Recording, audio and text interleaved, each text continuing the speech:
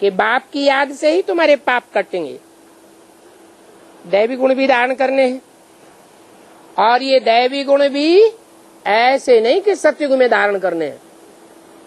कहाँ धारण करने हैं? यहाँ धारण करने हैं। ये दैवी गुण धारण करने के प्रैक्टिकल जीवन में संस्कार जितने लंबे समय के संगम युग में होंगे उतने ऊंचे देवता बनेंगे। अगर अल्पकाल के संस्कार होंगे तो अल्पकाल के देवता बनेंगे।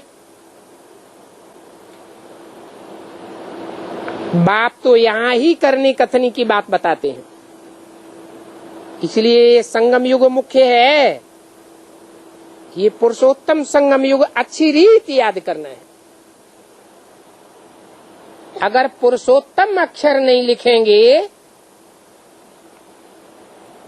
तो मनुष्य समझेंगे कि भगवान युगे युगे आता है। गीता में क्या लिखा है? संभवामि युगे युगे। सतयुग त्रेता का युगे, द्वापर कलयुग का युगे, त्रेता द्वापर का युगे, समझते हर दो युगों के संगम पर भगवान आता है। इसलिए क्या लिखो?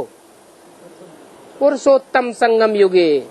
और पुरुषों में उत्तम देवता नारायण का राज्य होता ही है सतयुग के आदि में।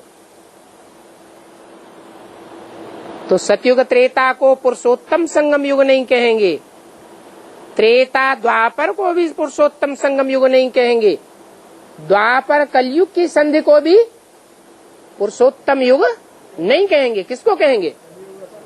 कलयुग और सतयुग को ही संधि को पुरुषोत्तम संगम युग कहेंगे। सीढ़ी उतरनी होती है ना, जब चढ़ने का समय होता है तब पुरुषोत्तम संगम युग कहा जाता है। सतयुग से कलयुग तक उतरना है और कलयुग से सतयुग तक चढ़ना है, जबकि सब धर्मों का भला होता है? सब धर्मों का भला होता है कि सिर्फ देवता धर्म की आत्माओं का भला होता है? जो देवता धर्म के पक्के हैं या देवता धर्म की जो आत्माएं थी उनका ही भला होता है या सब धर्मों का भला होता है? सब धर्म देवता बन जाते हैं, सतयुग त्रेता में सुख भोगते हैं, और धर्मों का भला कहाँ होता है? होता है। और धर्मों में भी आधा समय सुख भोगते हैं और आधा समय दुख भोगते हैं। तो आधा समय जो सुख भोगते हैं वो ईश्वरीय मत पर चलते हैं तो सुख भोगते हैं, और अपने धर्म पिताओं की मत पर चलने की शूटिंग करते हैं तो दुख भोगते हैं।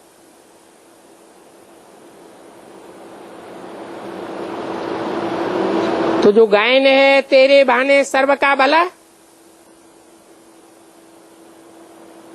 वो वास्तव में एक बाप के लिए है। उन सिखों ने तो समझ लिया है गुरु नानक के लिए कि वो सदगुरु के रूप में आता है।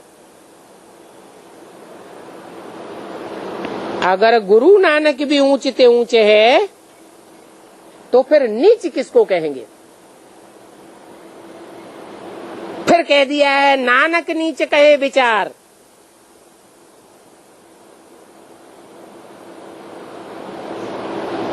माना नानक ने अपने को भगवान स्वीकार नहीं किया है। हजारों बारी तुम पर बलिहार जावे, तू सदा सलामत रहे। वो है ही निराकार निरहंकार निर्विकारी। तो नानक भी उनकी महिमा गाते हैं। किनकी? एक सदगुरु निराकार की महिमा गाते हैं। तो ये सभी बाप बैठ समझाते हैं। साहबजादे बनो तो शाहजादे बनने का सुख मिलेगा। शाहजादे माने, अरे अभी तो बताया। शाह किसे कहते हैं? शाह माने, अरे शाहजहां माना क्या हुआ? सारे जहान का शाह। अच्छा, सारे जहान का न सही, थोड़े से टुकड़े का शाह सही, तो शाह होगा कि नहीं? शाह कहते हैं राजा को। तो अभी तुम शाहजादे नहीं हो, अभी क्या हो? अभी साहबजादे हो। साहबजादे पक्के पक्के बनो तो शाहजादे बनने का सुख मिलेगा। जप साहब को तो सुख मिलेगा। जप माने है मुख से जाप करें? नहीं, मुख से जाप करने की बात नहीं है। भक्ति मार्ग में नाम को महत्व देते हैं, नाम जपते हैं, और ज्ञान मार्ग में जानते हैं कि ये नाम तब पड़ता है जब कोई काम किया है। तो जप साहब को मतलब बाप का जो कर्म है, बाप ने आकर के क्या किया, उन कर्मों को याद करते रहो। ये दादा भी कहेंगे पहले हम भी हरामजादे थे। कौन दादा है? ये नहीं कहा, कहते हैं। ये दादा भी कहते हैं, ये नहीं कहा। क्या कहा? ये दादा भी कहेंगे। कब कहेंगे? जब समझेंगे कि गीता का भगवान मैं नहीं हूं। कौन है? गीता का भगवान एक ही निराकार शिव शंकर भोलेनाथ है। मैं अगर गीता का भगवान हूं तो हरामजादा हूं या नहीं हूं? क्या हुआ है? अगर बच्चा अम्मा का खसम बन करके बैठ जावे तो बाप क्या कहेगा, क्या गाली देगा? है हरामजादा। तो ये भी आगे चल के समझेंगे। कौन है? ये ब्रह्मा दादा भी समझेंगे। क्या समझेंगे? है कि पहले हम भी हरामजादे थे, फिर साहबजादे, फिर शाहजादे बनेंगे। माना सन 68 तक दादा को भी क्या कहेंगे? ये दादा बाप को पहचानते थे या नहीं पहचानते थे? प्रैक्टिकल नहीं पहचानते थे। जब बाप को ही नहीं पहचानते थे तो अम्मा को भी नहीं पहचानते थे। नहीं पहचानते थे, इसलिए जगदम्बा महाकाली का रूप धारण करती है, दिखाई गई। उसके सर के ऊपर कौन चढ़ा बैठा है? चंद्रमा।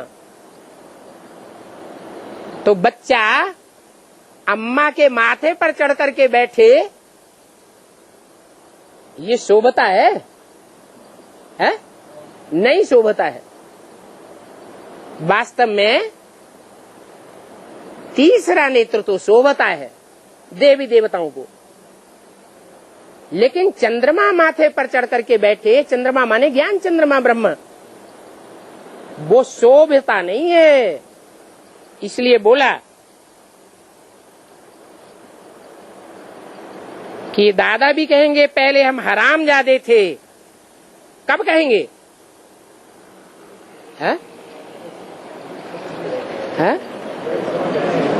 कब समझ जाएंगे? जब संपन्न स्टेज आवेगी। ब्रह्मा की भी संपन्न स्टेज आवेगी या नहीं आवेगी? ब्रह्मा की भी स्वर्ग के गेट खोलेगा या नहीं खोलेगा? किसके द्वारा खोलेगा? है जगदम्बा के द्वारा। माताएं ही निमित्त बनती हैं स्वर्ग का गेट खोलने के लिए। तो जो माताएं स्वर्ग का गेट खोलने के लिए निमित्त बनती हैं, उन माताओं में अव्वल नंबर आत्मा कौन है?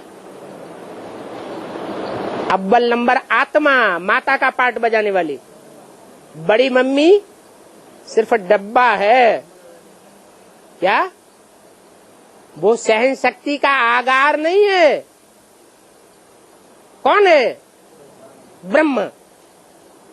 ब्रह्मा ने जितना सहन किया, सहन करके माता का पार्ट बजाया, इतना पार्ट और कोई भी नहीं बजा सकता।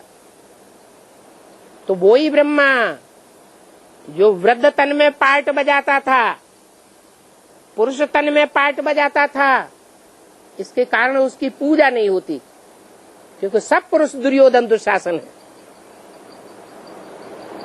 वो ही ब्रह्मा की सोल जब कोई माता में प्रवेश करके संपन्न स्टेज का पार्ट बजाती है और एहसास करती है, क्या एहसास करती है? पहले हम भी क्या थे? हम भी ब्राह्मणों की दुनिया में हरामजादे थे। क्या थे?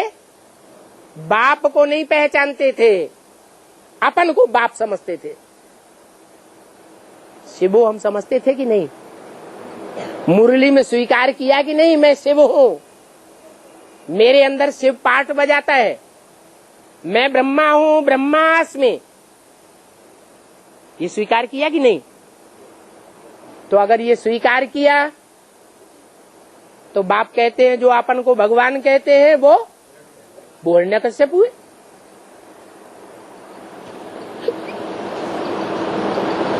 अभी समझते हैं कि पति से पावन तो साहब बनाते हैं। तो ये जान करके कितनी खुशी होती है, पहले हम हराम ज्यादा था,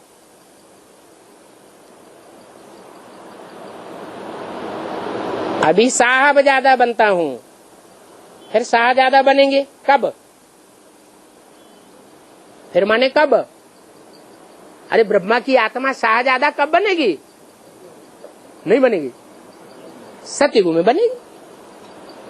अभी बहुत जन्मों के अंत में पतित है। बाप बच्चों से ही बैठ करके बात करते हैं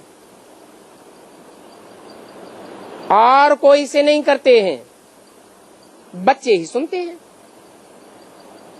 सभी बच्चे थोड़े ही शाहजादे बनने लायक है। पिछाड़ी में कर्मातीत अवस्था होनी है,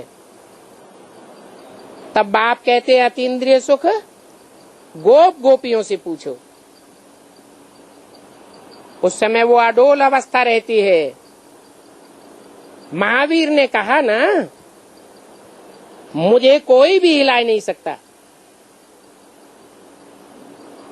कौन से शास्त्र की बात है?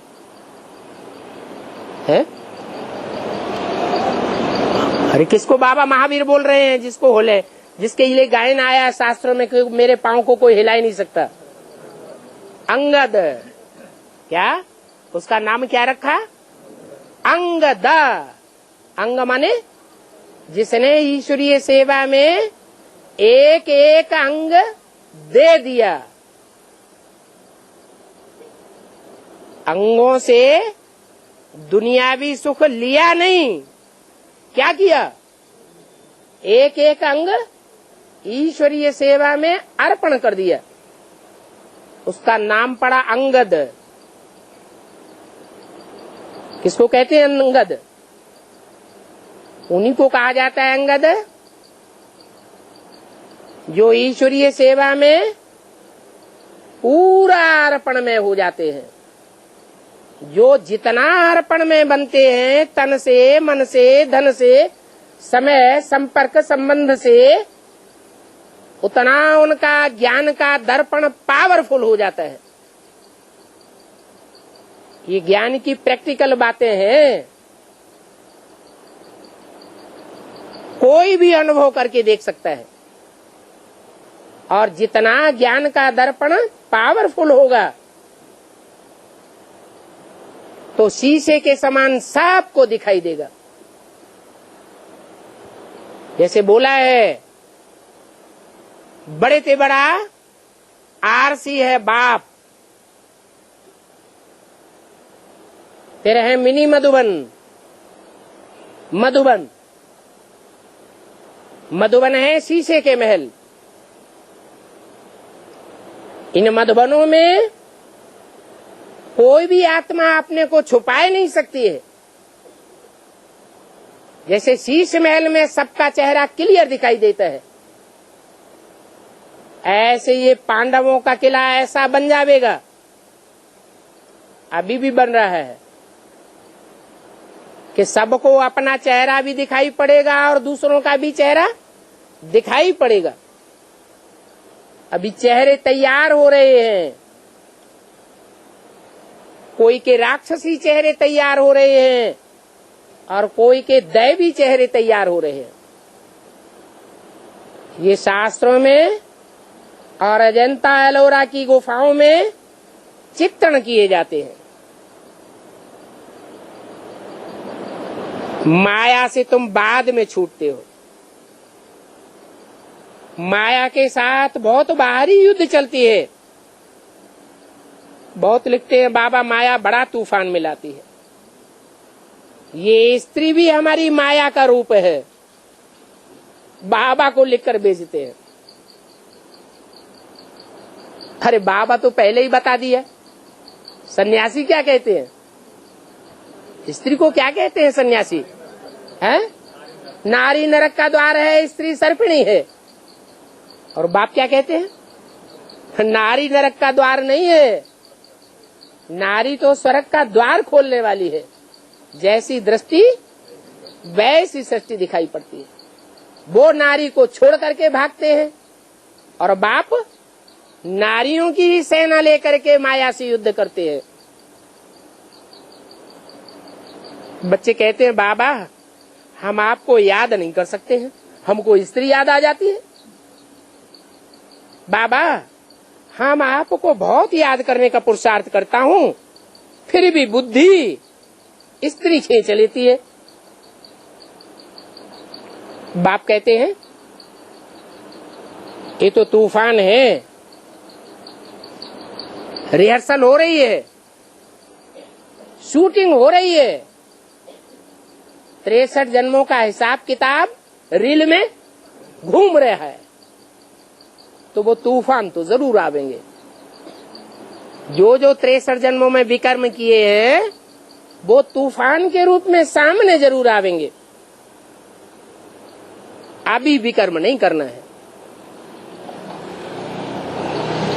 ऐसा कोई माया का तूफान आता है तो बाप की याद में सेट हो जाना चाहिए, नहीं तो की कमाई चट्ट हो जाएगी। 5 मार से गिर पड़ते हैं। इन काम विकार पर तुम कल्प कल्प जीत पहनते हो, नंबरवार पुरुषार्थ अनुसार। ये बात बाप ही जानते हैं। बाबा के पास सभी समाचार आते हैं। बाप दादा जानते हैं कौन कौन क्या क्या करते हैं। गुड़ जाने और कौन जाने? गुड़ की गोथरी जाने। गोथरी कौन है? गुड़ कौन है? अरे गुड़ किसको कहा? शिव जो है सुप्रीम सोल, वो सदैव ही गुड़ है। वो कभी भी कड़वी बात बोलता ही नहीं है। जैसे अभी बताया कि ऊपर से जो सतो प्रधान आत्मा आती है वो गालियां नहीं देती है संख चोर हरामखोर। कौन गालियां देती है? जिसमें प्रवेश किया। तो शिव है प्रवेश करने वाली आत्मा, सनातन धर्म की गुड़। और गोथरी कौन है? गुड़ को खाएंगे तो मीठा मीठा लगेगा, बहुत अच्छा है। और गोथरी टाट को खाएंगे तो क्या लगेगा? मुंह खराब हो जाएगा। तो बोला गुड़ जाने और गुड़ की गोथरी जाने, क्योंकि गोथरी में जब गुड़ रखा जाता है तो गोथरी भी कैसे रस की हो जाती है? उसका रस कैसा हो जाता है? मीठा रस हो जाता है। तो बोला गुड़ जाने, गुड़ की गोथरी जाने। ब्राह्मणियों की भी रिपोर्ट आती है, लिखते हैं बाबा ब्राह्मणी बहुत क्रोध करती है, बहुत तंग करती है। अलका माता खुश हो गई।